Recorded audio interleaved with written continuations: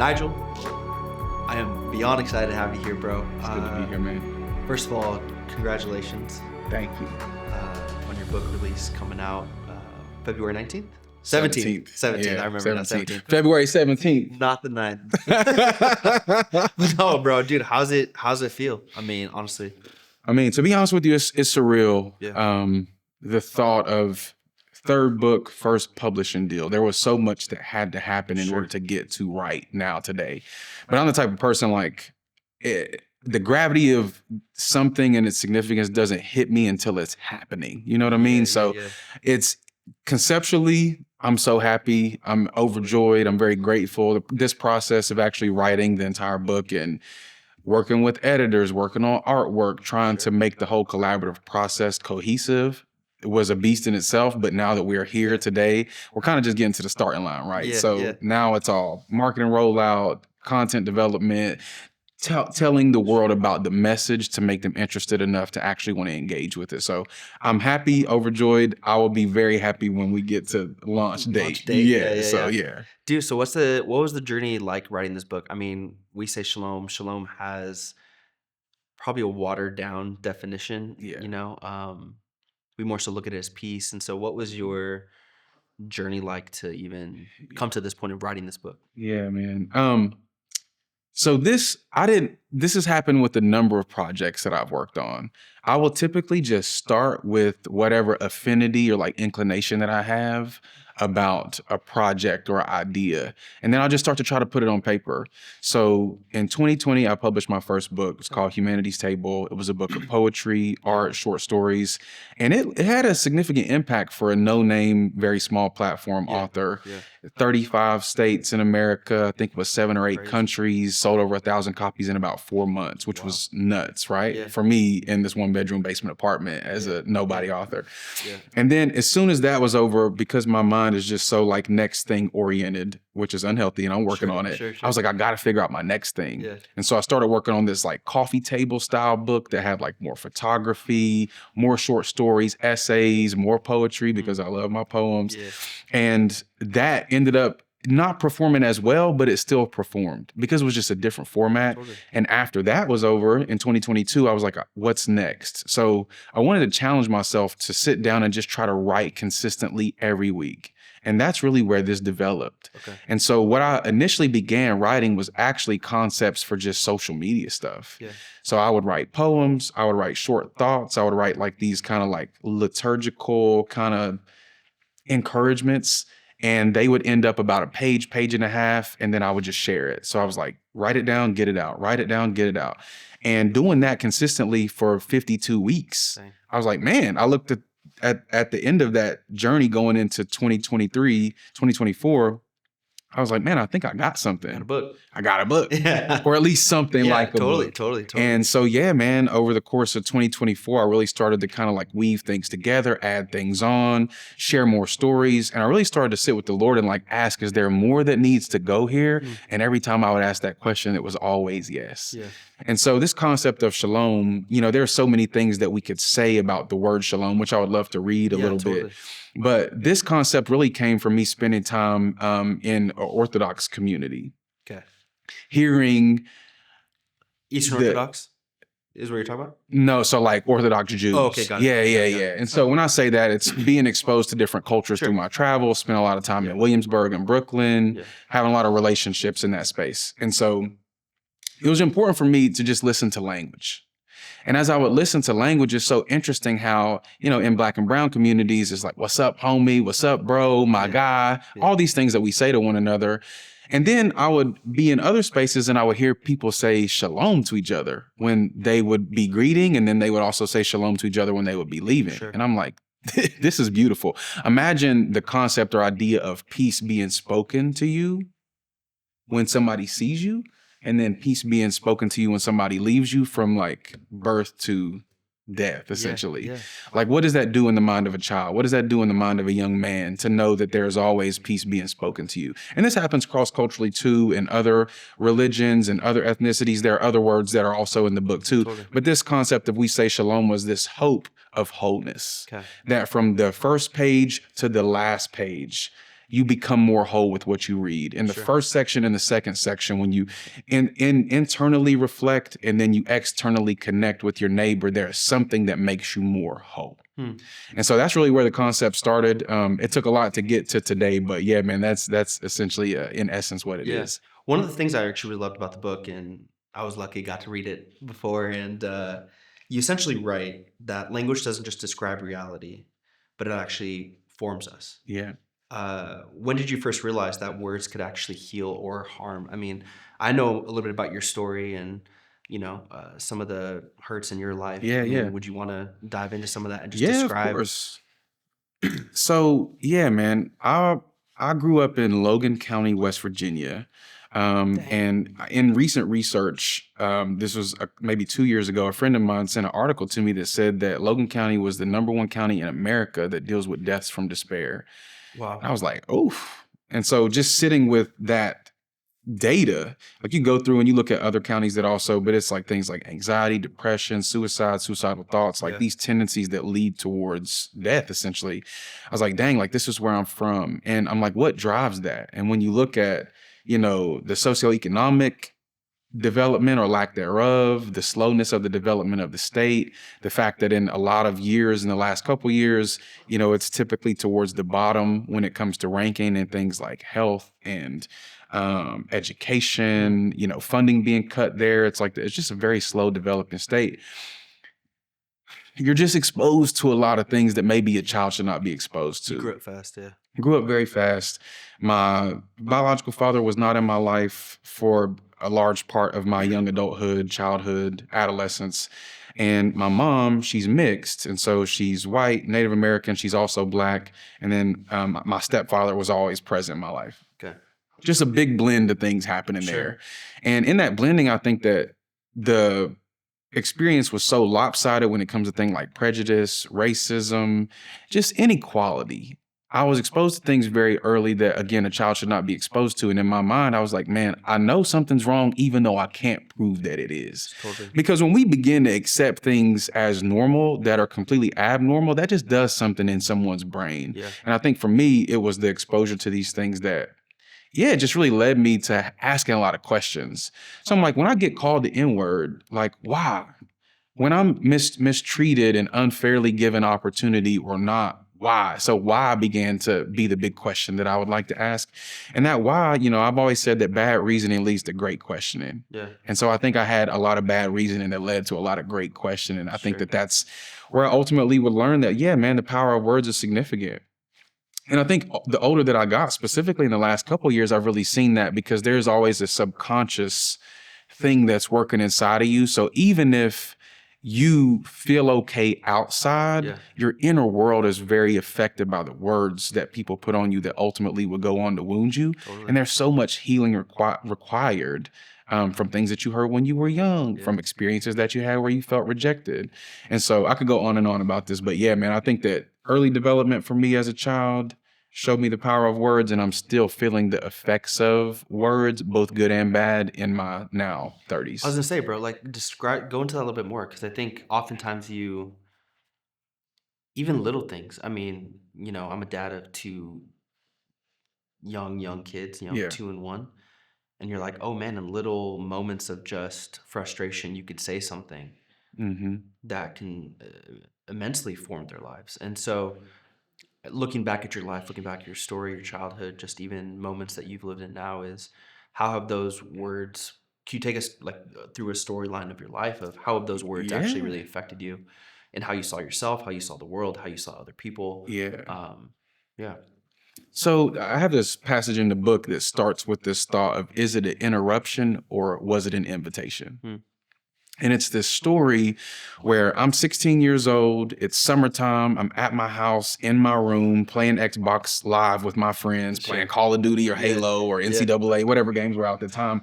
And I hear, because you remember the headsets, it was one earpiece on one side and the other ear was just open. It's like your uncle with the Bluetooth headset. Totally. And I remember I faintly heard my mom yell my name from the living room. And in her voice, it just sounded like I needed to get up quickly to go see what was going on. It wasn't a casual, calling of my name.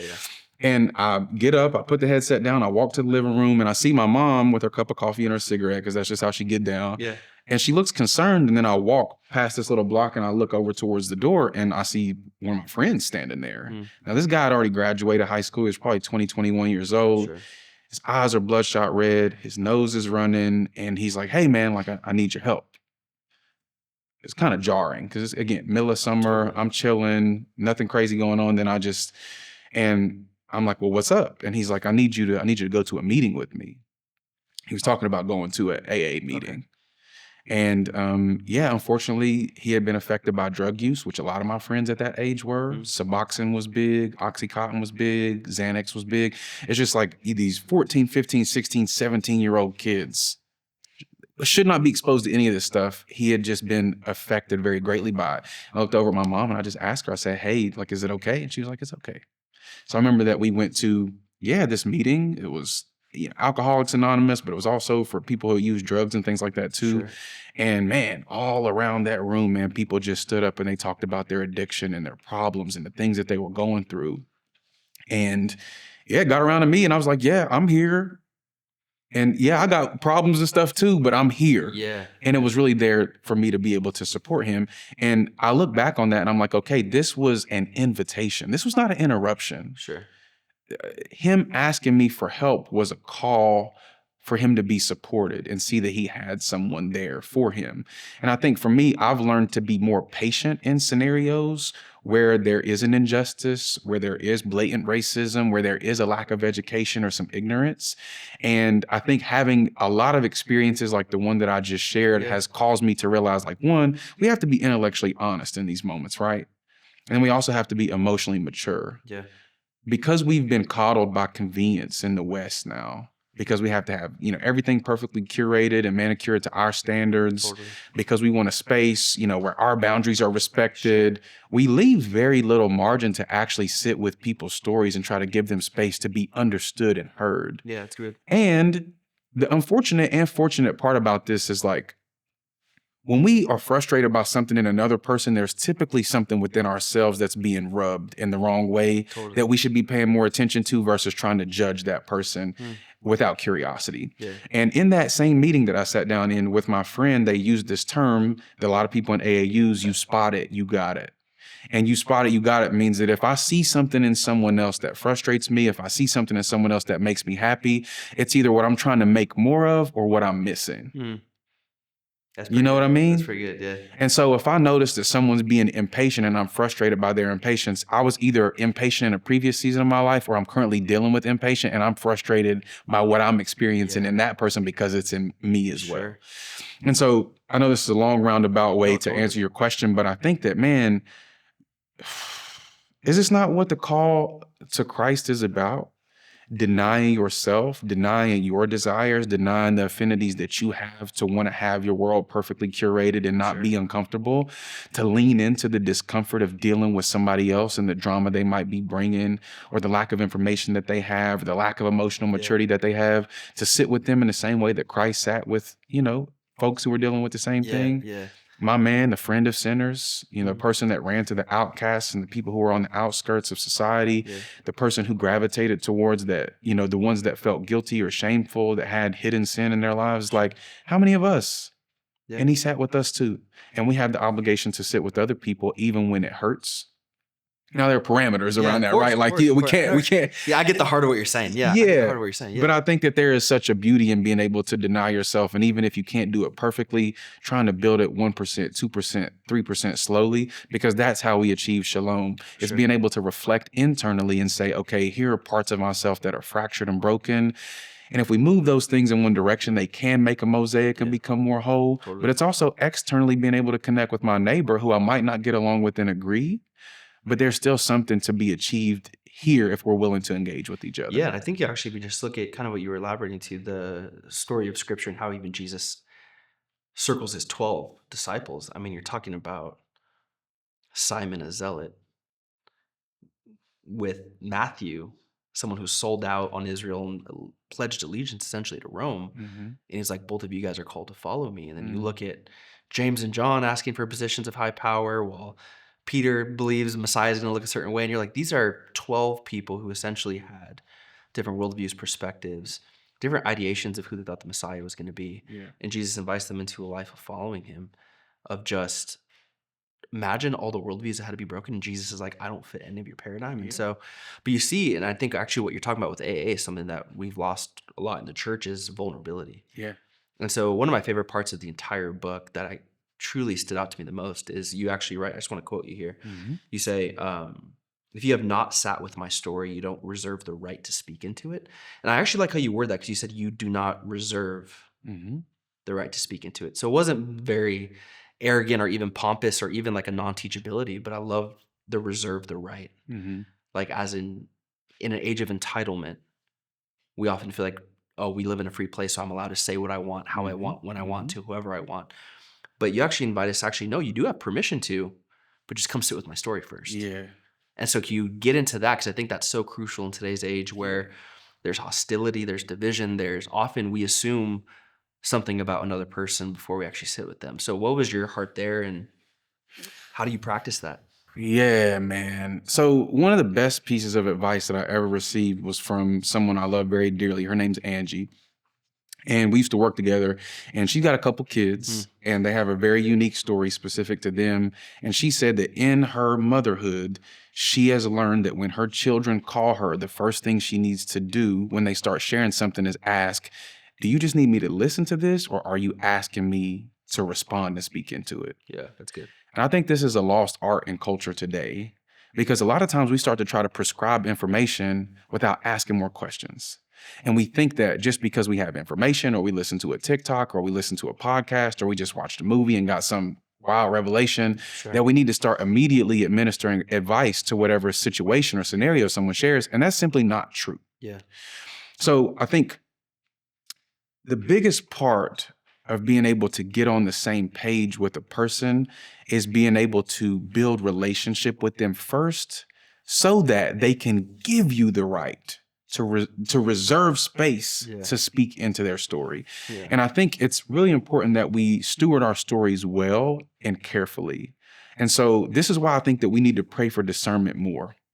Sometimes we find ourselves in scenarios, and just because maybe you grew up in a vulnerable household, or maybe it's just in your personality to overshare, you walk away with the vulnerability hangover because you shared way too much information in a space that wasn't safe. And unfortunately, sometimes you'll just share in a space that's not safe, and you don't find out that it's not safe until afterwards. Sure. Yeah. And so I think I've been stung enough by life and by experiences with people to be like, man, sometimes I just got shut up.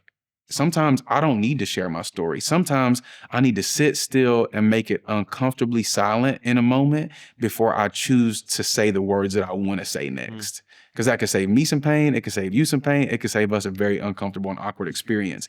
And so I think, like, when we look at life, even the concept of like poema, right? Like what it means to be an image created in the mind of God that's manifest into reality out of nothing. From the dust, from the dirt, like made into you and I. Like, that's so beautiful. And if we could stop for a second and look at our stories in that way, we would have enough respect for ourselves to reserve the right to pull our stories away from people and keep them in spaces that are safe. Like for you and I, we're part of a prayer group. We meet every Wednesday morning, 7 a.m. We have built so much rapport and relationship with each other that you know me and my sensitivities enough to be able to stop before you say something and be able to start when you know I need you to say something. You come to the table with more questions and curiosities than you do with the prescription of advice or wisdom or scripture. You're not trying to beat me up with the Bible every time I open up my mouth to share. Sometimes you just sit still and you listen. And I think that is the one of the big takeaways that I really want people to consider when we think about the concept of shalom and the idea of being careful with our story. Because a big part of this, I said this to my girl recently. I was like, look, if I drop dead in the next however long, y'all need to read this at my funeral. Because in these pages is my story. My experience with the church, my experience in friendship, my experience in the professional setting, my experience personally, my frustrations creatively, my artistic affinities, all these things pushed inside of a book, created conceptually to hopefully provide hope and peace and wholeness and reflection and ideation for people to hopefully birth new beautiful things into the world after they engage with it, you know? Yeah, totally. So I know, again, this is me, a long roundabout way to answer a question, but I really do think that it's important for us to stop and discern before we share, because not everybody is safe enough to share your story with. And the beauty of you being able to stop before you share is that you will find the right people and connect the right dots, so that when you meet those people who want to be safe enough for you to share your story, they will lovingly find a way to steward it in a way that leans towards growth and uplifting, and not destruction and condemnation. I was going to say that, yeah, because oftentimes, especially in today's age, just, with the Twitter fingers and Instagram fingers, we're so quick to just assume who people are, their nature, their character, their integrity or lack thereof, simply based on what we see from a distance. Yeah. And often what we realize is what we actually say online is something we would actually never say to somebody else. That's it. But here's another thing, but actually if you sit with someone long enough and you hear their story, all of a sudden they become less of an ideology, more of a person. That's it, bro. And you're like, oh man, I mean, I think, yeah, you do talk about that men's group and you're like, he already knows what he needs to do. This is just a wound or a narrative that he's bought into, or something he's actually working out of.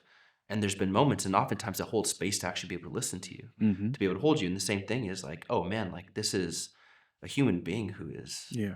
And so it creates this, and I think that's what we need to get back into is, and that's what I said I loved about your book is the process of integration. I mean, to summarize what you said earlier, shalom in the opening when you meet someone, and shalom as you leave, it's a whole moment being summarized by this word. And so for you, actually, I'm really curious for you, what was, as you were doing research for this book, as you were praying through this book, as you were living experience, what are some parts in here that really stood out to you, like that you learned the most, that you were like, oh man, this is something I never knew, and it shaped your life in ways that are... Yeah.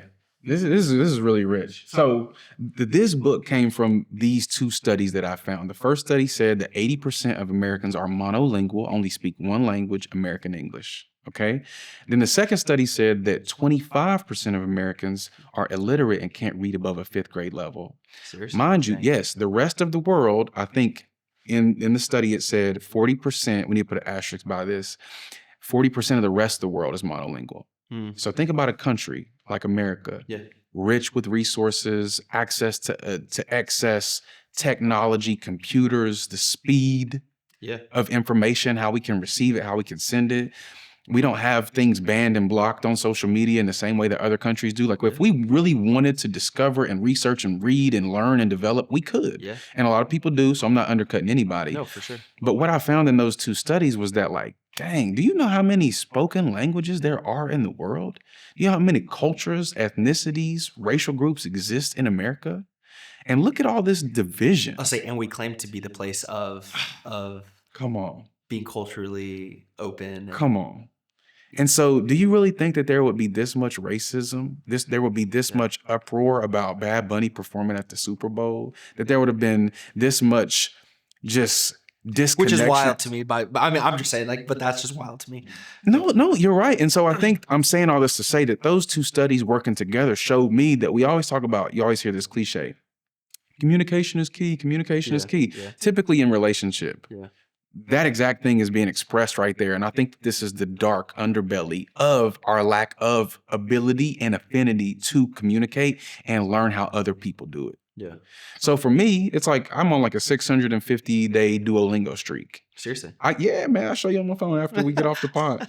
But that's not to brag. Yeah, no, for sure. I cannot be a person trying to push others towards learning how to communicate culturally with other people and not do the due diligence that I have to be able to discover a little bit more. So I have a lot of friends who are Dominican, Puerto Rican, a lot of people who speak Spanish.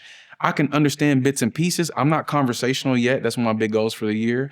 But I think that I've just learned that, okay, in all throughout this book, you see that there are words that just simply do not have English translations. Yeah, like I said, it's my favorite word in the Bible. Come on, like, man. What's the definition of people? Like they're like loving, and they give like as much like 15 English words it's to try to beautiful. describe, and you're like, dude, you can't even describe chesed. You can't. And a lot of these words, you have to capture them in essence and in action. It cannot just be in theory. Sure. And so I think, again, what I'm saying is the 80% only monolingual, only American English, 25% can't read above a 5th grade level. It's like, I think our division culturally and our inability to connect with one another comes from our lack of curiosity about the way that other cultures communicate. Would you also say part of that is fear?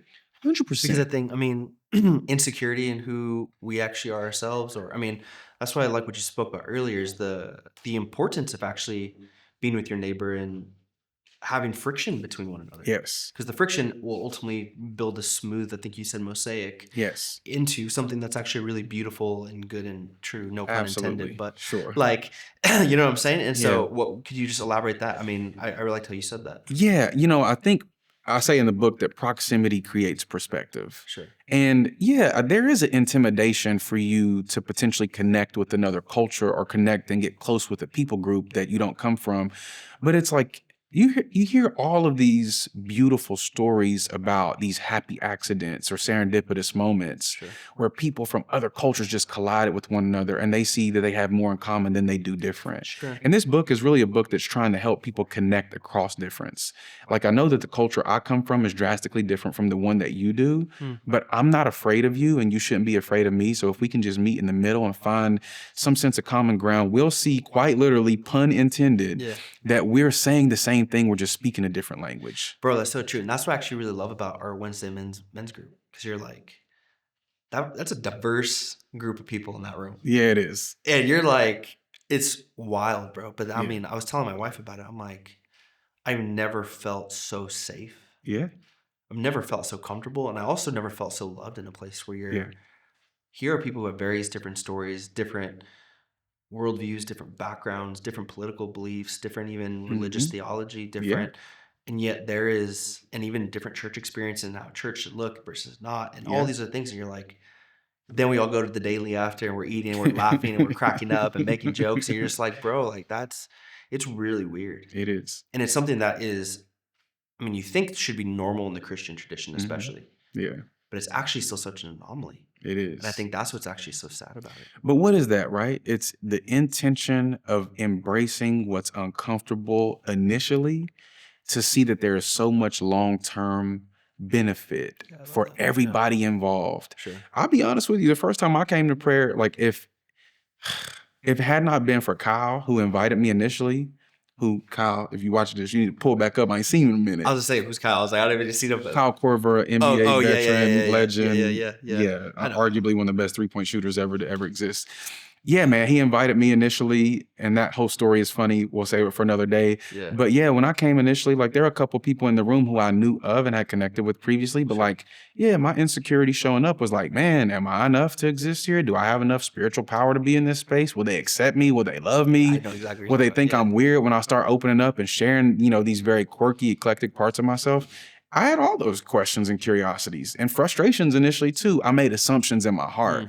But the closer that I got, the longer that I stayed, man, those walls just came crumbling down. Yeah. And I've benefited so greatly from letting other people safely see my story and speak into it that I would argue that I'm so remarkably different than who I was 2-3 years ago when I first started coming. Even 6 months ago. And just the things that you were talking about, I don't need to air here, but I'm like, things that you were just like, guys, I'm really struggling here. I need prayer here. And then to see you from there to last week, you rolling in with that big old smile. You're like, God, I'm doing good. Like, and I'm just like, dude, it's crazy. But then just the power of prayer, even the group chat, the faithful sense of, guys, I really need your prayer right now. You're like, to actually trust that people are not just, I'm praying for you in theory, but like actually, these are guys who are going to be here for me if I need them.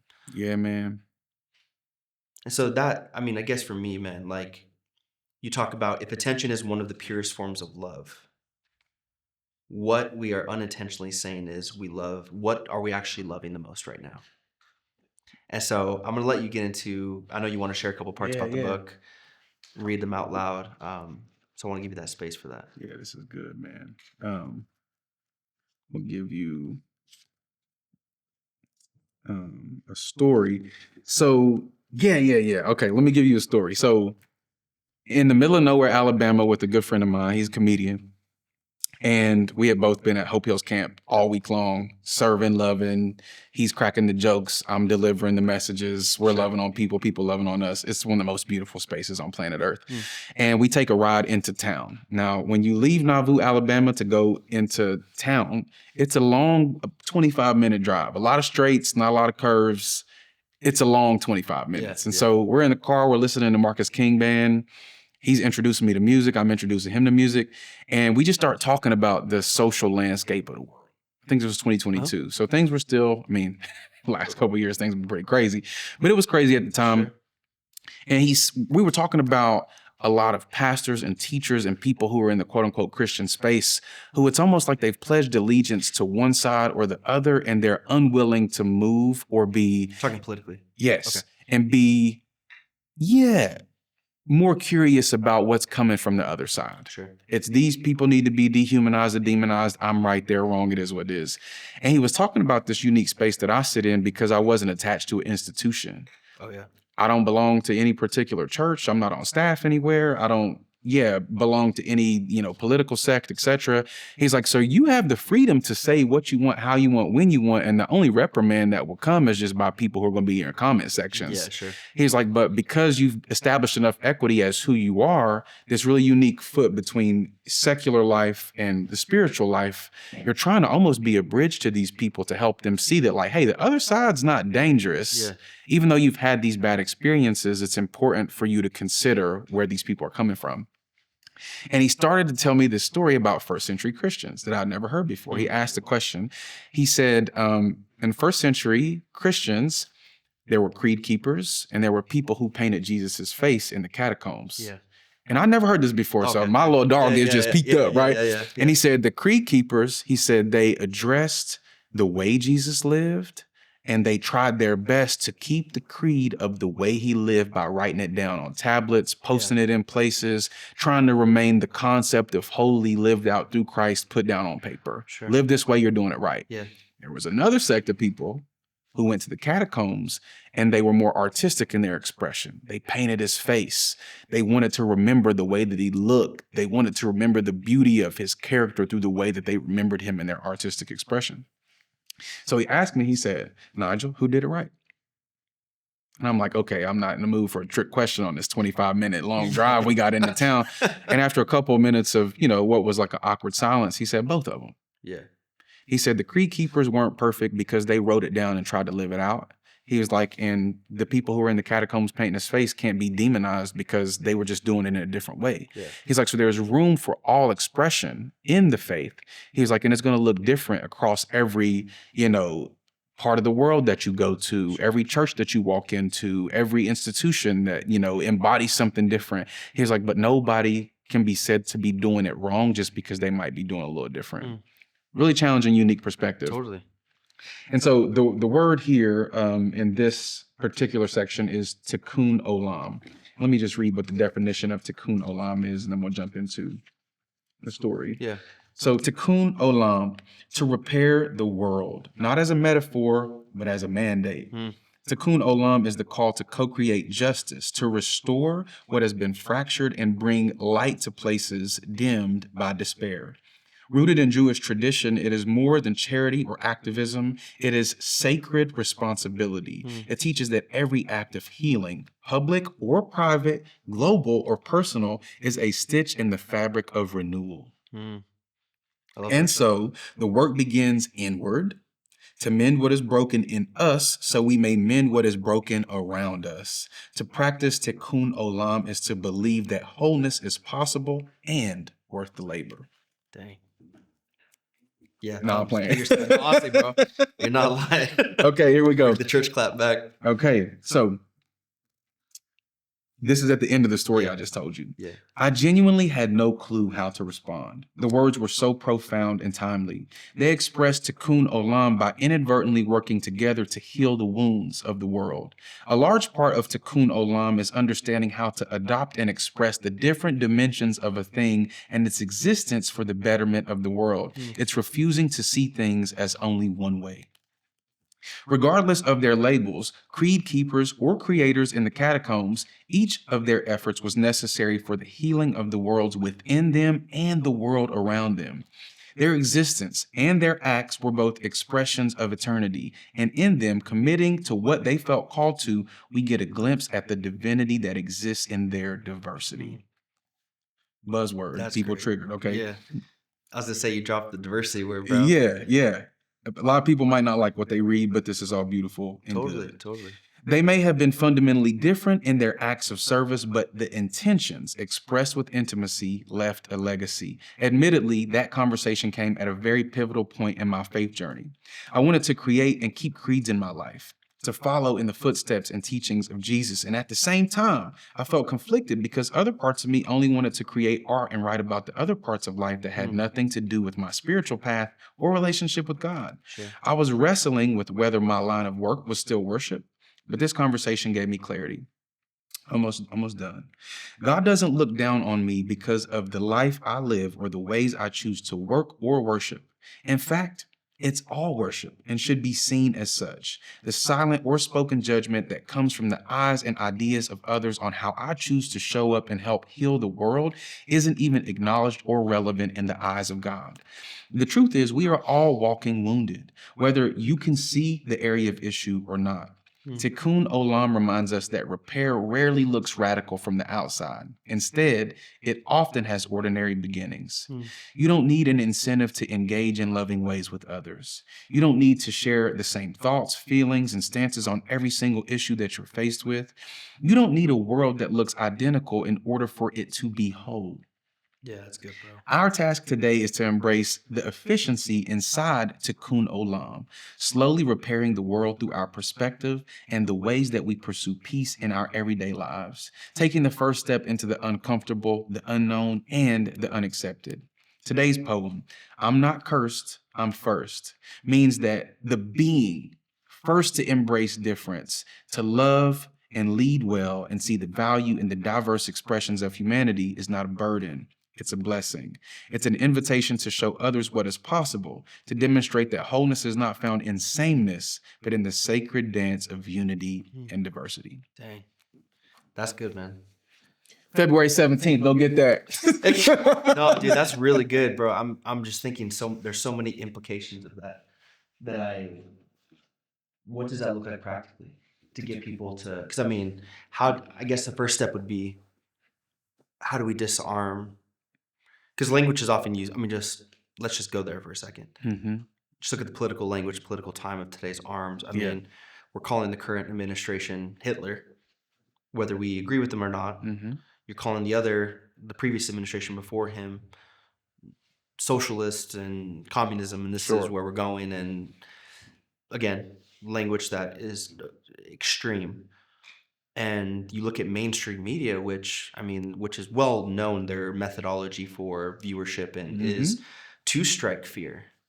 And I guess the question is, how do you use words, presence, embodiment to actually disarm people? Because I think tribalism is something that has risen now, I think in some cases beyond race and more so ideology. I know there's a British journalist. He has a long Greek last name, so I'm going to try to attempt to pronounce it. But essentially, he says, we are no longer divided by per se country, but more so divided by ideology, and ideology is a lot harder to kill. And so, I guess my question would be is essentially, how do we disarm people with language? Yeah. So I think it first starts with silence, which is maybe not the response people will be looking for. You're asking a question about how do we use language, but I'm saying that maybe we just start by being silent first. And there's this beautiful Frank Ocean line from a song, and he says, I'm living inside of an idea in another man's mind. And I wonder how many people aren't even living a reality that's curated and created by what they believe and what they think. Maybe your politics were passed down from your parents. Sure. And they were taught politics by their grandparents. And y'all are stuck in this cyclical loop of what you've come to believe because of the household you were raised in. So much so that you never critically thought about why you believe what you believe. You just accepted it as what it was. Sure. And so I think, again, it has to start with silence. Silence on maybe you just need to stop talking. There's enough voices in the echo chamber bouncing around. We don't need yours too. until it has an impact that can change the way that somebody else engages. Henry Nouwen, which is where this thought comes from, has this beautiful expression. I can't remember what book that it was from, and I'm gonna butcher it if I try, but he says that the words that should be respected when a person speaks them are words that are spoken from a place of silence. How many people speak just because they can? And nowadays, everyone has a platform. Everybody has a platform now. Everybody feels comfortable going in comment sections. Everybody feels comfortable making TikToks and reels and sharing very aggressive, unbelievable, extreme takes about people that they've never been proximate to, that they have no perspective on outside of what they've seen. Everybody takes clips out of context now. Nobody goes back to do the research. I can't say nobody, but in large part, it's very easy for us to not go back to the original place that the clip came from to examine it and do the due diligence of understanding what was being said. Yeah, because if you want to go for clicks and visibility, all I have to do is just cut out diversity in what you just said. Of course. Post it on certain algorithms, and next thing you know, you're getting viewership, and most of it's driven by hate. So yeah, you're right, man. We don't have the integrity. You don't have the shalom to honestly to go back and sit with the whole thing. Yeah. So I think it has to first come from a place of silence. You have to be careful what you say, but being careful with what you say actually starts by just being silent and not saying anything first. There's a word in the book called templum, and it's this Latin word that I love because it talks about an internal sacred space that you've created. So think of like the secret place, the language that we typically use to talk about the place where it's just you and Jesus, where you can connect with the heart of God. It's not praying out in public, and wanting to be seen with your sweet, beautiful, poetic words, but going into a private, secret place, closing the door and really locking in with God. And so I think that we all have to return to our own secret place, our own sacred sanctuary in our hearts of being like, Lord, this is how I feel. This is what I think. Can you help me discern why? Yeah. And then when there's a stillness enough to understand what we actually think and break some of that stuff down and realize that we've actually idolized ideology, thoughts, the dehumanization of humanity, we can come back to saying, Lord, I need to rightfully see that other people are created in your image, despite what they've said, despite what they've done. It's my duty to get it right versus contribute to a echo chamber of issues that continue to get it wrong, that dehumanize and demonize a person instead of seeing them rightfully. Especially because you actually lose credibility that way as well. Like, 100%. because then, and that was actually a huge temptation of mine about just even praying through starting this podcast, because you're like, of course, everyone's starting a dang podcast. And you're like, truthfully, you're like, man, how do you listen more? And I think we've lost the art of listening. Well, let me just pause you right there. I feel like you've done a lot of listening because we started this podcast. You told me that you read 271 books last year. Yeah. 2024 going into 25, not 25 into 26. I got you. Yeah. But even that, it means that you're listening.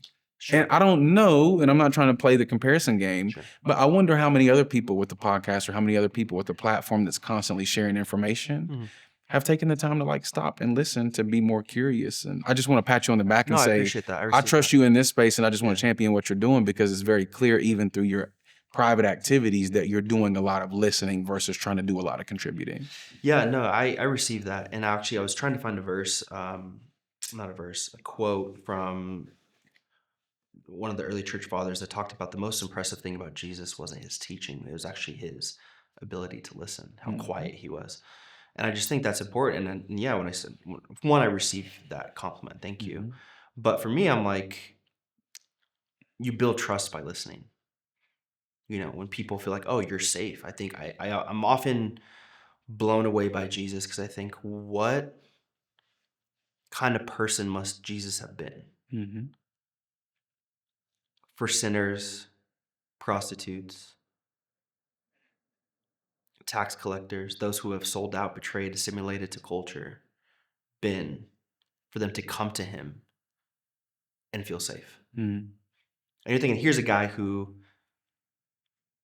wasn't like, I think about the woman at Simon's house, the Pharisee, who is coming to Jesus' feet and weeping and wailing at his feet and rubbing her hair on Jesus' feet. And you're just like, okay, what kind of man was Jesus? Like, he also told them, go and sin no more. So it's not like he was like, yeah, girl, you go do you, be your autonomous self. Like, live and let live. No, he was like, go and sin no more still. But I'm like, man, what kind of person was Jesus? And I'm like, how do you cultivate that safety? Mhm. And so for me, I think wanting to have these kind of conversations with people like yourself and other people is there's a story to be said. Mhm. And how do you listen to that story? Because you actually learn more by listening Yeah, than you actually learn more by speaking, agreed. And so no, I receive that, man. And so I guess as we're kind of wrapping this up and landing the plane, um, how do you what do you want to invite the audience into of to practice shalom, to one, even define shalom? I mean, you'd have to read the book to understand your stance on it, but Yeah. one, how would you define shalom just as a way to wrap this up? But then how do you invite people to live, to actually embody that? Yeah, I think shalom starts with curiosity first. And when you research shalom, you see that shalom is not a peace that comes about without conflict. Hmm. And if we could understand conflict better, I think that that would inform our curiosity. Yeah. And so when I say conflict, I'm not talking about an argument between you and your wife Sure. or, a disagreement between you and somebody that you don't, theologically find yourself on the same page with. I'm Sure. talking about a simple misunderstanding of one another. Because conflict, it can happen at a red light between you and a car that cut you off. Yeah. It can happen online with you and a person that you read their comment or you don't like what they've posted. But I think that, yeah, shalom is not a peace that comes without conflict. And so I think that being more comfortable with conflict will lead you to better understand how to be curious. Yeah. And yeah, if I'm being honest with you, this book was really birthed out of a place of frustration with a lack of collective curiosity in the culture that we live within. It's like, man, I even found myself doing it a lot pre-development. I'm still obviously working on it because I'm not perfect. Sure. But it's just like, man, when I see something that, causes tension or a rub in my heart, I have to ask the question, why, Yeah. before reacting. One of my favorite pastors, teachers, Robert Madu, he always says, man, we have to be responsive, not reactive. He talks about this concept of first responders. They're called first responders because they don't react. Can you imagine if you called 911 with an emergency and they met you with the same energy that you're calling them with? Yeah. And so I wonder how many of us are just a degree away from more peace within ourselves, less frustrated by what we see in the political climate, less frustrated by what we see on a global landscape. It's not that we can't be righteously angered by it and want some sense of justice, but know that like a lot of this stuff is intentionally crafted by the very crafty enemy to keep us frustrated without peace. Yeah. And again, knowing that like if I can properly discern, if I can be curious and not judgmental, if I can get more proximate to a person to gain more perspective, I can ultimately land at more peace because I will see that there is something in front of shalom that should not be there. Yeah. And it's my duty and obligation to break that down. Yeah. I'll close by talking about this Kendrick and the Bad Bunny situation. So prophetic right here. last year, directly after the Super Bowl halftime show, which was amazing, fight me. Not like They not like us. Man, the response after the Super Bowl performance every year is always worst Super Bowl halftime performance of all time. Whatever. Okay, you can't make everybody happy. But it was the notion that it was anti-American. It was the notion that, it shouldn't have been there. It was out of place. It was woke garbage. It was BS, all these different things. It's like, I don't know that there was a more American display of activism put on stage. It was intentional. It was obviously for one particular culture, but had a global reach. Like you have to look beyond your frustration to see the message. And if you didn't like the message, the song literally says, turn your TV off. So you could have done just turn your TV off. Yeah. But I say all that to say that I started to write this piece about the performance and I tied it into Bad Bunny's album that he released this past year, and how although I might not fully understand Spanish or the message behind what he was trying to say in his native tongue, it's up to me to dig in, to do more research, to understand my own discomfort so I can get more clarity to move towards it. Yes. Yeah. And so I had a friend who's a big musician. He texted me after the halftime show last year and he said, hey, do you think that it's on the duty of the artist or the audience to understand? Audience. That's what I said. I said an artist can only create and release things. The audience is always going to be responsible for how things end up and But the success. art is always defined by the beholder. I mean, Bingo. you want to look at Mona Lisa, you want to look at some of the even the Shakespeare plays, you want to look at Michelangelo. I mean, all of it is defined and articulated, not because they sent out this benediction after of this is what it means, but because of what it means to the beholder. Exactly. So I think the biggest thing for me is as we get ready to see another halftime show that's going to make a lot of people uncomfortable, that has already made a lot of people uncomfortable. It's funny that you used that as an example before he was even announced. Just... Come on, the Lord, I'm tapped in. You know what I'm saying? I'm tapped in, baby. I'm tapped in. But I really do think that we have an opportunity with the coming up of this halftime show to say, man, okay, maybe I don't speak Spanish. Maybe I'm not from Puerto Rico. Maybe I don't understand the cultural backdrop and lens that he's trying to express himself through. However, what if I just got a little curious and asked the question, why? Why did he make the last album? Why has he sold out shows all over the world? Why did he do a residency in Puerto Rico that made the country more money maybe than they've ever seen in the last decade? Sure. Why is he riding so hard for his people? Because he has an understanding of the culture that he's come from through his ability to internally reflect, and he understands the need of his audience through his desire to externally connect. Yeah. And what is that? That's shalom. He's not worried about what the rest of the world has to say. And I'm not trying to put him on a pedestal or platform, but this is just a case study of success of what shalom can actually look like, because he's been met with conflict, tension, judgment, condemnation, but he stood on the culture and he's connected with the culture and he's brought forth a unifying message. Yeah, and I think that's going to be hard for people to settle, because it forces them to get unity will always come with the cost. Yeah. And I just don't think people want to count the cost because it's inconvenient. It's an inconvenience. And people don't want to be inconvenienced in those ways. Man, that's great. No, I really appreciate this conversation. February 17th, 1/7. It's coming out, which is great. And man, honestly, I'm just excited. I can't wait to see just how this book is going to touch people and honestly just bring a friction in people's heart. And I think that's so important today. But what I truly the greatest compliment I could probably give you is there's non-threatening language in there. Thank you, man. You truly are a poet, and a poet has a gift of holding up a mirror to our heart. And I think that's one of your greatest strengths, Nigel, and you surely do that in the book. So I appreciate you, bro.